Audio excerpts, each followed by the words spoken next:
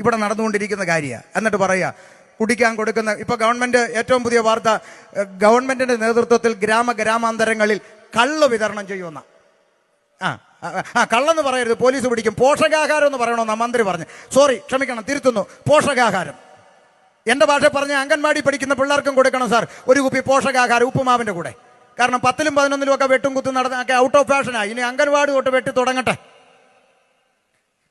നശിക്കണമല്ലോ. അതുകൊണ്ട് ശ്രദ്ധിച്ചോ, ഇവിടെ നടക്കുന്ന ഭരണകൂട കോമരങ്ങളെല്ലാം, മാറി മാറി മാറി വരുന്ന ഭരണകൂട കോമരങ്ങളെല്ലാം അവരുടെ 2-3 തലമുറയ്ക്ക് ജീവിക്കാൻ കഴിയുന്നത് ഉണ്ടാക്കിയിട്ടിട്ട് കളം വിടണമെന്നതിൻ്റെ അപ്പുറത്ത് ഇവിടെ പൊതുജനത്തെക്കുറിച്ചോർത്ത് ഭരിക്കുന്ന വേദനിക്കുന്ന ഭരണകൂടമൊന്നും ഇവിടെ ഇല്ല.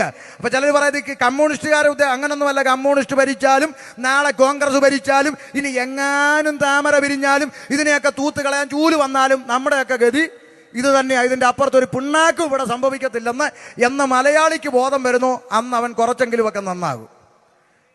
ഇതൊന്നും തലയ്ക്കകത്ത് കയറാത്ത കുറെ മണ്ടന്മാര്, രാഷ്ട്രീയ പാർട്ടികൾക്ക് വേണ്ടി ചാകാനും കൊല്ലാനും മടിയില്ലാതെ പേ പിടിച്ചു നടക്കുന്ന പിള്ളേര്.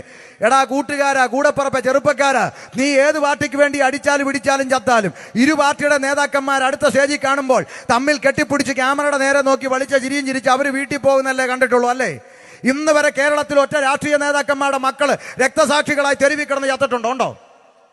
രാഷ്ട്രീയ നേതാക്കന്മാരുടെ മക്കൾ അമേരിക്ക, UK, ഓസ്ട്രേലിയ, കാനഡ പോയി പഠിച്ചു, നല്ല ജോലി മേടിച്ചു, നല്ല വീട് മേടിച്ചു, നല്ല കാറ് മേടിച്ച് അവർ നല്ല ശമ്പളം മേടിച്ചു, നന്നായി ജീവിക്കുന്നു. ഇടയ്ക്കിടയ്ക്ക് നേതാക്കന്മാർ മക്കളെ കാണാൻ ഫ്ലൈറ്റ് കയറുന്നു, മക്കളുമായി ഒന്നിച്ചിരുന്ന് ചിക്കനും മട്ടനും കടിച്ചു പറിക്കുന്ന വീഡിയോ പിടിച്ച് ഫേസ്ബുക്കിലും യൂട്യൂബിലും ഇടുമ്പോൾ ഇങ്ങകലെ കാട്ടാക്കട പെറ്റ തള്ളയ്ക്ക് കഞ്ഞി കൊടുക്കാത്തവൻ വീഡിയോ കണ്ട് ലൈക്കും കമന്റ് പഠിച്ച് റോഡിൽ കിടന്ന് ജാകുന്നു. ഇതല്ലേ നമ്മൾ കണ്ടുകൊണ്ടിരിക്കുന്ന രാഷ്ട്രീയം? എടാ, എന്നാടാ നിനക്കൊക്കെ നേരം വിളിക്കുന്നത്? ആരാ നിനക്ക് വേണ്ടി കരയുന്നത്? 10 മാസം വയറ്റിൽ ചുമന്ന പെറ്റതള്ളയുടെ കണ്ണും തോളി കൈയിട്ടുകൊണ്ട് സ്കൂളിൽ പോയ കൂടപ്പറപ്പിന്റെ കണ്ണും കാലാകാലം നിന്നെ ഓർത്ത് കരഞ്ഞുകൊണ്ടിരിക്കുമെന്നതിനപ്പുറത്ത് ഒരു ചുക്കും ഇവിടെ സംഭവിച്ചിട്ടില്ല. ഉണ്ടോ? നിങ്ങൾ പറ.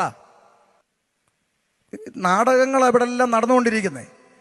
അപ്പൊ പൊതുജനത്തെ വെറും കഴുതകളാക്കിക്കൊണ്ട് മാറി മാറി വരുന്ന ഭരണകൂട കോമരങ്ങള് ഇമ്മാതിരി കാര്യങ്ങൾ ഇന്നും മനുഷ്യനെ രക്ഷിക്കുമെന്ന് പറഞ്ഞ് ചുമ്മാ ഞങ്ങളെ ചിരിപ്പിക്കരുതെന്നാ പറഞ്ഞത്.